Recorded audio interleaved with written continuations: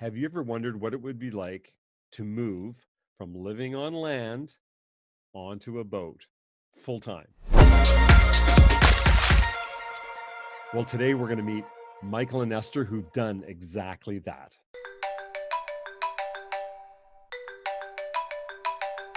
We are thrilled to have Esther and Michael, founders of Wayfounders Now, with us today on the Green Boater TV. Esther and Michael live aboard their 35-foot sailboat. They are the founders of Wayfinders Now, and we are so thrilled to have you on the Green Boater TV. Welcome, Esther and Michael. Thanks for having us. We're really happy to be here. This is so fun, Bruno. So before we talk about your story, tell us about Wayfinders. What is it? How did it come to be? So Wayfinders Now, right now, is really a blog and video series where we're jotting down our experience of moving from land and onto a boat and talking about the things that are challenging for us and largely issues having to do with making time and space to be better to ourselves as well as being better to our environment. So a lot of the blog features ideas about what it is to be zero waste or low waste. And some of those ideas don't just deal with consumption in the traditional sense. It has to do with media and making kind of mental space for other things. Yeah, just I guess well-being in general. Mm-hmm. Just we're thinking about mindfulness and how to cultivate space and focus for we have artist backgrounds. Michael's a photographer and printmaker. My background's mainly in writing. So definitely about how do you protect that time and space, and how do you access that, mental and creative capacity to pursue your work. So how did you get to be on that journey? Let's go back to how it began. You were on land with careers, looking and tracking in a certain direction. So what changed, or what caused you to change and get to where you are today? Sure. At that time, my career trajectory was in academia. I used to teach as an assistant professor in creative writing and literature, and that was my main background, teaching. And I loved the teaching. My first academic role in Atlanta brought us to a women's college, and this was supposed to be kind of the dream for academics. And so we landed in this new city, hit the ground running, and found, like, after a year or so, that it just wasn't a good fit in a lot of ways. It was super stressful. There's a lot of bureaucracy. There's a lot of politics. We started to reevaluate because we noticed, we were both under a lot of stress and pressure, and the role just didn't feel like a good fit. And it started to kind of butt up against some of our longer term goals too. Esther was already kind of ahead of the curve a little bit, in the sense that she had gone through her PhD program, was a little bit more on the track for academia. I had spent quite a chunk of time as more of an outsider artist. I was very active and helped establish a printmaking and photo community, and was doing other things that were related to art and trying to build a community that way. But I didn't have the standard kind of like academic track and the fallback. Until a little bit later in life, I decided to go back to school to pursue and study, get my bachelor's of fine art. I had started on an MFA program, and seeing what Esther was going through, we were just kind of starting to question, like, a lot of, like, hey, these are the kind of trajectories that are available to us. Is this really what we want? And I think a lot of it came down to a lot of our friends who were both where both couples were academics. They had a hard time finding jobs in the same city, some of whom even in the same region of the country. And it just was like, well, we don't really want that. We would rather kind of have something else. So we started looking for other options. And yeah, and actually during that time, Michael got really sick. He actually was diagnosed with Lyme's. I mean, yeah, it was kind of, on a couch with 104-degree fever, just sweating it out, just really thinking, like, well, at the end of this, like, how do I want to live when I come out of this? Because I'm going to come through this, but how do I want to live? And am I living my best self? And am I on a path to really live the way that I would choose to if there were nothing really holding me back. Or I should say us, because I'm not a single entity here. I'm not Esther and I think we're both in a position where I don't know that we would, if we were to answer that question in 2014, if somebody asked me on the street, or Esther, are you living your best life? I think we probably would have said, no, not really. Like, we could do better. Yeah. Yeah, so that was kind of a turning point, I think, right? Like a major one where Michael and I started to have more serious conversations, like, what are we doing and why and for who? Like those kind of larger questions. And we'd already been mindful about kind of environmental stewardship. That's always been important to some level. Like we'd been active in a community garden in Salt Lake, and we were helping as garden stewards of like a garden of 60-ish gardeners, and we've been active recycler, just in those kind of senses. Yes, we've been engaged and invested. Can we start living in a way that feels like really like us? Like, and just looking at that, and we were watching a documentary called The Minimalists. So we've been told that, like, oh, y'all are kind of minimalists in a way, before we even understood what that meant. And maybe we were, maybe we weren't. I mean, I would argue in a lot of ways we weren't, because we had plenty of books, tons of books, and tons of photography equipment. We kind of had this fantasy going of, at some point in our lives, we were talking about, let's move on to a sailboat and let's sail and travel. It would be such a wonderful romantic way to see the world. And it did fit into other concerns that we had about stewardship, environmentalism, living closer to nature. I mean, these are all things that I think have been a part of us at least since when I met Esther. I could say even before that for myself. And so we were already kind of on that path. We were already thinking about it. And I would see boats on like sailboat listings or whatever, and I would share them with Esther. Like, look at this thing. This thing is amazing. Like, we can make that a home, couldn't we? It almost became like a joke, or not a joke, but a fantasy. Like, hey, maybe we'll do this later in life. Maybe this is like early retirement kind of a thing. So Michael, it's interesting that you started having those thoughts, even though you believed it was some kind of a dream or fantasy, but those seeds were already planted, which really then probably started to, if you want to analogize, germinate as you started seeing what's the path forward. It's pretty interesting too, because I grew up on the South Shore of Long Island. I'd been around the water my entire life up until when I moved to Salt Lake City. It was the only time in my life, the only chunk of time that I lived away from the water.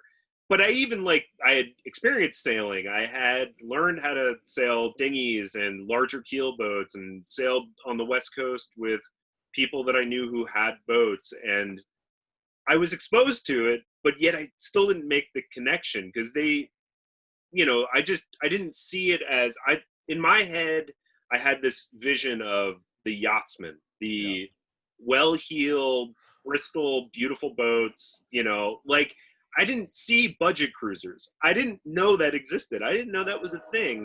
And that fantasy became like a germinated seed. We started making those connections. We saw like people's stories on the internet, their blogs, their vlogs on YouTube. And it's like, oh, whoa, yeah, no, this is something we could do. You don't have to spend $2 million on a boat. You can actually buy a boat for 20 grand. $2,000. So this is an interesting part, I think, of the transition now, if we want to talk about how it actually happened, because we've all met people who have a dream, or they're inspired by somebody else, but it never actually changes. This dream lives on, and they probably carry that until they die. So this part, I think, is a critical part in your journey, going from a dream to reality. Talk us through that transition. A part of our discussion was about our privilege too. We both come from very working class backgrounds. What do you do with that? Like, our parents have sacrificed. We're in a situation where we were able to have access to education. We're able-bodied, thankfully, and it's almost like it seems negligent not to move forward in spite of your fears. So that was part of our conversation too. We're like, we kind of owe it, yes, to ourselves, but owe it to these other people who have enabled us to be in this position to do this. Like Mhm. it's yeah. So that was part of it too. But yeah.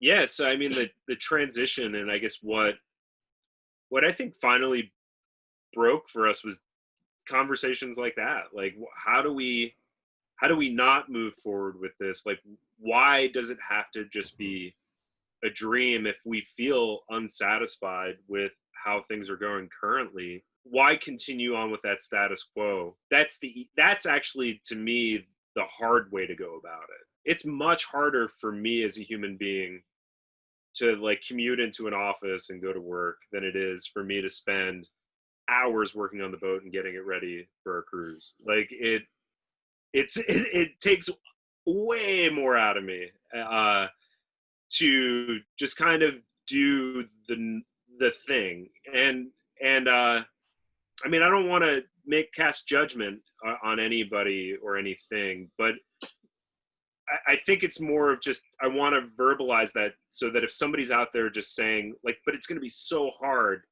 we do things that are really difficult all the time, and life is kind of challenging, and it's going to be challenging regardless. So if you really want to do it, like, do it. Might as well. You might as Yeah. well. You've got nothing literally to lose. So who led this? Like, I know you're collaborative. You seem like somebody, you guys talk things through, but I know it always takes one person to say, so are you thinking what I'm thinking? Should we do it? Like, does somebody kind of go, okay, you'll do it if I'll do it? Like, I want to be a fly on the wall, 2 years ago when you kind of went, okay, we're doing this. We alluded to the fact we were watching that minimalism documentary, and we're about halfway through it, and I just hit pause, and I just looked at Esther, and I was just like, hey, like, we have talked about the sailing thing, and we had obligations to family members who are ill.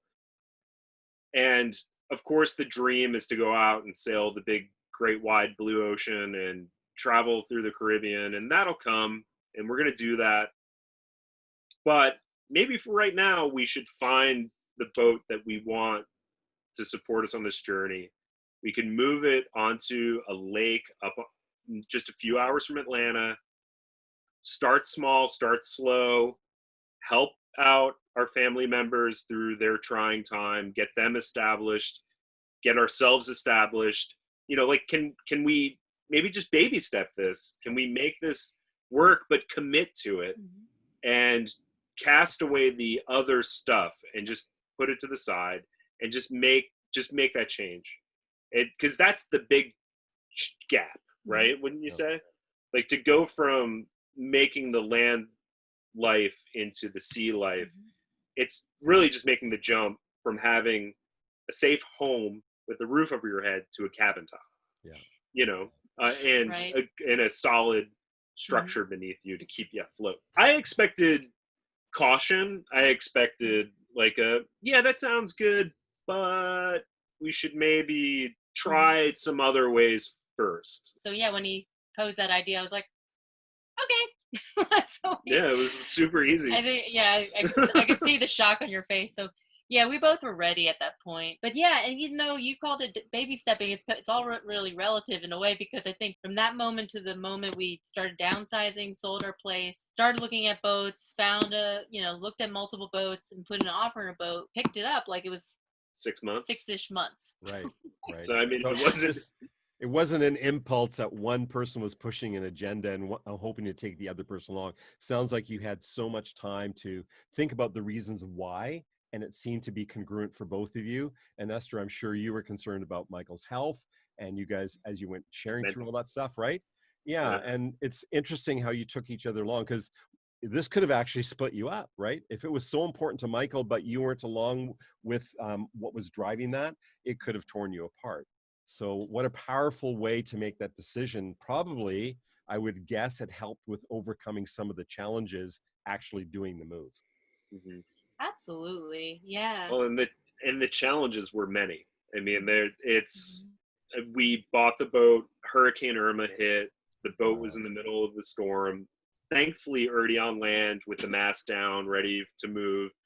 So, I mean, we didn't incur any damage, but it slowed things down. We lived on the hard with without like really good power, without all sorts. I mean, it was a challenge. It was a I challenge. call it a tragic comedy. Well, it Yeah. ended up not being a tragedy. And it's August in South Florida, so it was 105 degrees with 100% humidity, and with the storm coming in, I'm sure an extra 10% of humidity.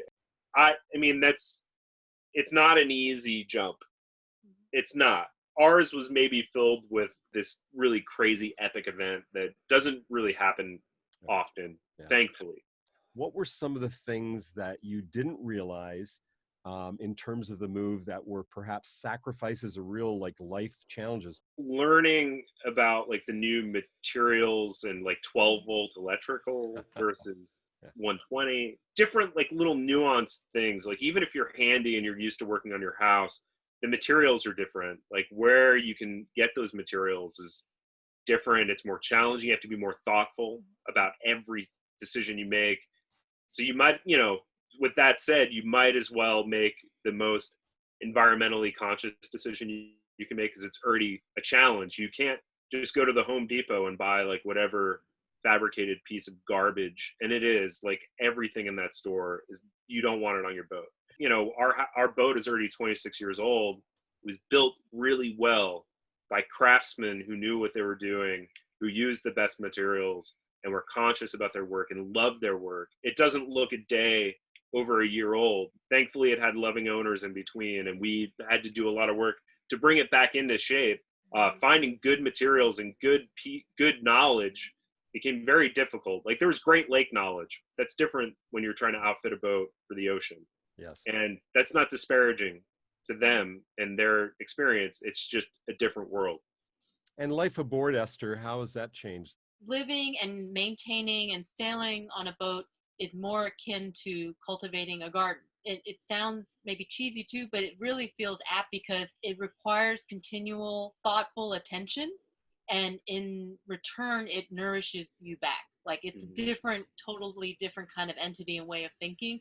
And when I realized that, I started to adopt that, I'm like, oh my God, this makes so much sense. Okay, so when we need to maintain X, Y, or Z, it's no longer this panic-ridden thing. It's like, oh, it's just part of the life and evolution of hope. Like, oh, it's the season for doing this, or it's the time of year that we need to tackle that.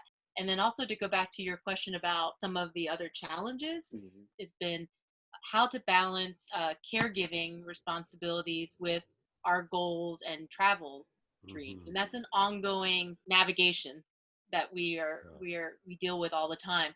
And it's something I hope can be talked about a little bit more in the sailing community, because when we have one-on-one conversations with cruisers, and especially cruisers who have had a lot of experience, inevitably I've noticed something related to health comes up, either because someone on their crew, between the two of them or however many, someone maybe got seriously sick, or sick enough where they needed to go somewhere to seek help, or their loved one or parent, and how that impacts your goals and how you navigate that.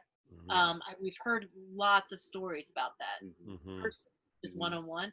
And then the other one was, of course, we're not retired, and we are working as we sail. And so that's an ongoing navigation too. How is that connection? You talked a little bit about care for your family members that are ill, but also just your ability to continue the revenue stream. That's I think one of the big questions for people considering a move like you have made. For sure. And we're still, It's answering evolving. that. Yeah, evolving. But I would say the biggest, I guess, change we had made was, by and large, the last 2-3 years we've worked remotely, with some exception. So I think on a two-pronged approach we've had is lower our expenses. So we've really been trying to be mindful, like where can we lower our expenses? And the other end is like, okay, how can we stay adaptable, and what will allow us to still earn needed income and stay flexible and adaptable, so we can do it from wherever we want. We could probably go into so many different areas, and I hope that this conversation we can continue. Anything you want to say in conclusion to our Green Boater community that are inspired, maybe considering, frightened to death? What are some of the things in closing that you'd like to maybe share with us about your experience? Yeah, we're definitely, like you said, super excited to share more, and more specifically, like some of the things that we're trying and learning from. Like more recently, has been like DIYing our own bimini. Right in the middle of building our own beautiful dinghy. We can talk about that and how that relates to the choices we've made, and the possible impacts on the environment, and why we made the choices we've made. So yeah, we have a lot to share, and we'd love to, yeah, just connect with your community. So Esther, Michael, where can people go to learn more about your journey and Wayfinders, and also where can they go to? I believe you also people can subscribe to your journey so that they can stay in touch. Where can people go? We have a website up at wayfindersnow.com. And then we could also be found on Instagram at wayfinders_now. And we also have a YouTube channel up. Yeah, and on our website too, we have some free resources if you subscribe. Like right now, we have a growing list of resources where women and girls can access sailing and learn about inspiring women in sailing. And then we have another one we just created that we're going to put out there, is a list of tips and resources to help minimize digital distraction, specifically from our smartphones, and how it impacts you and your body and your well-being. Yeah, wonderful. Esther, Michael, thank you so much for spending this time together. And I look forward to future discussions and opportunities to connect with you. And we will direct people to your website. Everything that we've talked about, including some of the other authors and books, Bea Johnson, will all be connected in the description below. So please go there. Thank you. Thank you so much. Thanks, Bruno. We really had a good time. Wonderful. Hey, I trust you enjoyed today's episode of the Green Boater TV. If you'd like to learn more about what it means to be a green boater as an ocean enthusiast, learn about products, practices, hear from people with experience, I encourage you to subscribe by hitting the button below. Hey, until next time, this is the Green Boater, looking for ways to help you create the ocean you love.